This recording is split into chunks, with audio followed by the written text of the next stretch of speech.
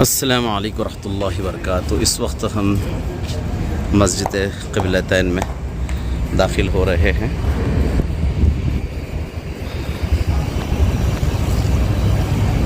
بسم اللہ والصلاة والسلام علی رسول اللہ۔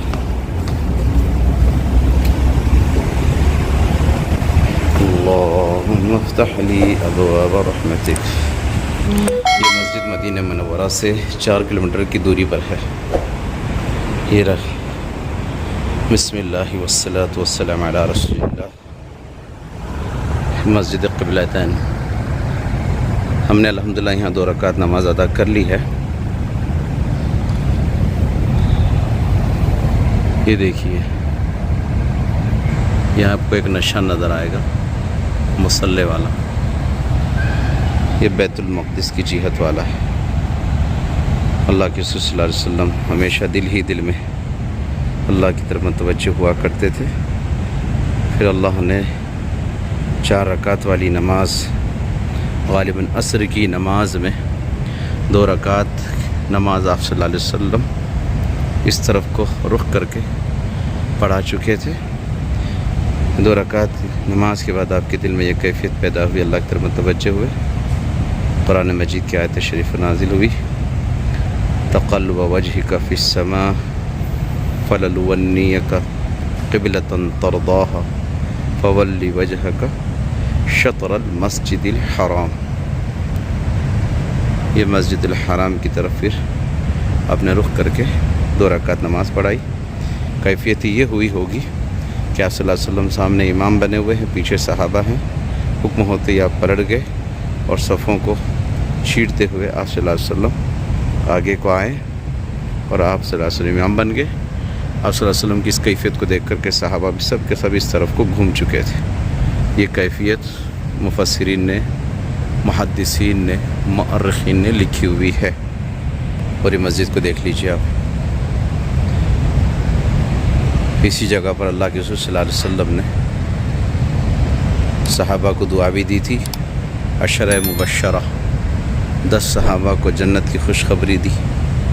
اس میں سے ماں بقیہ میں کچھ منافقین تھے جنہوں نے اس کیفیت کو پسند نہیں فرمایا تھا، اور کچھ صحابہ وہ تھے جو ابھی ایمان قبول کیے ہوئے تھے، جنہیں آخر تک کے پچھتاوا رہا کہ کاش کہ ہم اس وقت اللہ کے رسول صلی اللہ علیہ وسلم کے ساتھ اپنا چہرہ بھی پھیر لیتے۔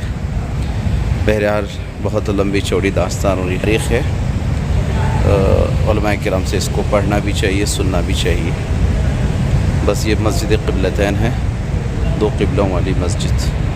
اس کا بیرونی حصہ بھی آپ کو دکھاتے ہیں انشاءاللہ۔ اللہ کے رسول صلی اللہ علیہ وسلم جب مکۃ المکرمہ سے ہجرت کر کے مدینہ منورہ تشریف لے آئے، وہاں تو کفار ستایا کرتے تھے۔ اللہ کے رسول صلی اللہ علیہ وسلم کو مکے سے بڑی محبت تھی، چونکہ آپ کی ولادت بھی وہیں ہوئی، لیکن مکے والوں نے، اپنوں نے ستایا، تو آپ صلی اللہ علیہ وسلم نے اللہ کے حکم سے ہجرت کی۔